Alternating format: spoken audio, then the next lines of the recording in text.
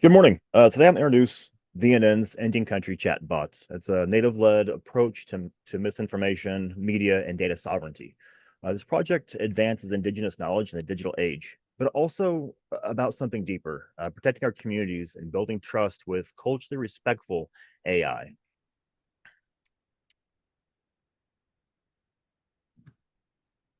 Thank you.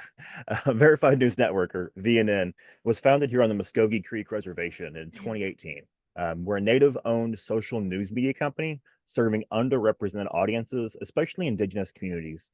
We combine journalism, technology, and cultural priorities to provide trusted information and support the Indigenous voice. I'm Kelly Tidwell, by the way. I'm Muskogee and Cherokee, the co-founder of VNN and CEO. Brittany Harlow is with me as well. She's our operations manager.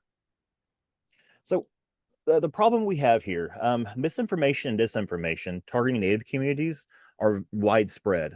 False narratives about our history, our health, and our sovereignty cause real harm. And mainstream fact-checking tools often miss Indigenous contexts entirely, leaving our people vulnerable.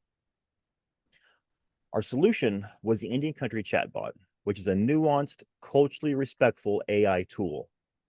It only answers from a private, vetted knowledge library and is governed by Indigenous leadership. Current topics include Native history, sovereignty, treaties, healthcare, scams and fraud, and cultural knowledge. It's a closed source database as well. The journey. So we've had quite a journey. It began in January with initial research, then early development February. By March and April, we had an alpha version and began gathering community feedback. Testers told us they valued honest answers, even when the bot said, "I don't know." They also flagged responses felt too long or carried a negative slant, which helped us retrain tone and in style. In May, we integrated permissions from the Native American Rights Fund, NARF, which is over 2,000 documents. This is a huge milestone for us. By June, we had internally launched and training underway. In July, we began for a public release. So how it works. A user asks a question. The chatbot searches the closed, curated library of Indigenous-led and approved sources, and then returns a clear, respectful answer. If the question falls out of its scope, it declines. Testers told us again that they appreciate its honesty and rather see "I don't know" than inaccurate answer. So let's see how it works in action. Meet the Indian Country Chatbot, a native-led AI tool that amplifies Indigenous information and answers your questions with respect. Simply visit IndianCountryChatbot.com and click on the orange icon in the bottom right. Lyle will pop up and ask what he can help you with today. Then just type away. What is tribal sovereignty? And instead of generic answers, you'll get knowledge rooted in Indigenous sources. What is culture? The Indian Country Chatbot, reclaiming knowledge in the digital age. All right.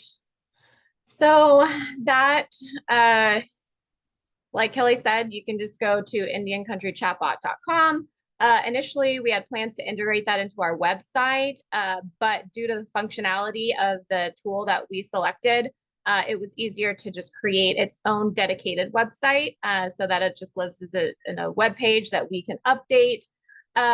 Some quick data. We have so far had 76 visitors over the last couple of months since it's been activated. And that's really organic. So people can be very obviously judgmental of new tools, especially in some of our communities. And so we really wanted to give this a soft launch as possible. We haven't put any paid advertising towards it, but we do plan to do that in September and then moving forward just to generate some more engagement. We've had 76 visitors so far, and that is from 4 different countries, most of which have been the United States, and then most have been based on the Muskogee Reservation, where we're based here in Oklahoma.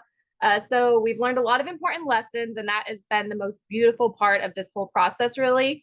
And really, it's been a big pushback against AI, which we did not anticipate so much with our Indigenous communities here. So some Native-led nonprofits told us they don't yet have policies for AI. One community member avoids chatbots altogether because of the environmental concerns it poses. And we've actually run into that a lot in our community dialogues. And then one of our tribal media partners had a policy prohibiting AI in coverage. So that was really surprising. But at the same time, testers did give us invaluable guidance. As Kelly said, they wanted shorter, clearer answers, friendlier voice, and their feedback helped balance intelligence with cultural respect, which is very important to us. And again, emphasizing the fact that we only used sources that we gained explicit permission from. And that, again, is to support the data sovereignty of all of those who supported us and contributed to this effort. So the chatbot protects Indigenous data sovereignty, as I said, ensuring that Indigenous knowledge is governed by people that are building it and that it impacts the most. It builds trust by providing culturally respectful answers, and it really supports communities with a safe digital tool while also creating a development model that other native-led tech projects can follow. A couple things happening next. We're expanding our private library with more native and tribal partners. That is a very slow process, but again, it's very important.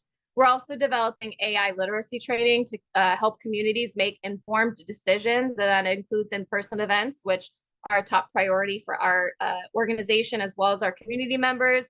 And then we're going to be sharing our lessons to strengthen Indigenous data sovereignty across Indian country. On that webpage, we're also going to be installing a live action survey so that people can continuously give us feedback on the chatbot and how to improve it. And for the testers that we had during the original like testing phase, we did offer stipends for everyone, but moving forward to kind of keep engagement going, we might do something like, you know, a monthly or quarterly giveaway or something like that, because that's really important to incentivize people. So in closing, the Indian Country Chatbot is more than technology. It's a learning tool for sovereignty and protection, and it's a great way to shield Indigenous people from misinformation and disinformation, and really to reclaim control of how Indigenous knowledge lives in the digital age. So thank you.